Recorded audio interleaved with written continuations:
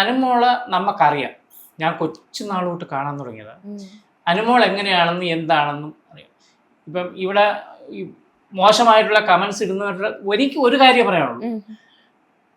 നിങ്ങൾ കാശിന് വേണ്ടിയാണ് ഇങ്ങനെയുള്ള കമൻസ് ഇടുന്നതെങ്കിൽ നിങ്ങളെപ്പോലെ തരം താഴാൻ നമ്മൾ തയ്യാറായി.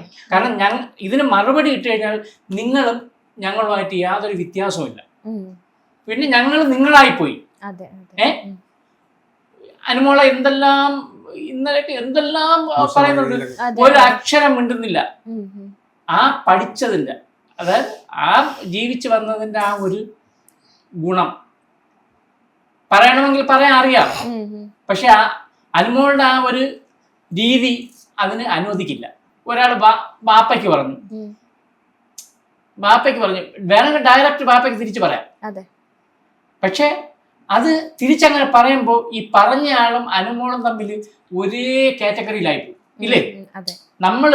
ഇപ്പൊ നമ്മളെതിരെ നിന്ന് നമ്മളൊരാള് തെറി വിളിക്കുകയാണെങ്കിൽ നമ്മൾ അതേപോലെ തെറി വിളിച്ച ആ ആളും ഞാനുമായിട്ട് വേറെ വ്യത്യാസമില്ലല്ലോ. അതാണ് അനുമോൾ എന്തെങ്കിലും വിളിച്ചു കഴിഞ്ഞാൽ അനുമോള് സൈലന്റ് ആണ്. കാരണം അയാളാകാൻ അനുമോൾ ആഗ്രഹിക്കുന്നില്ല.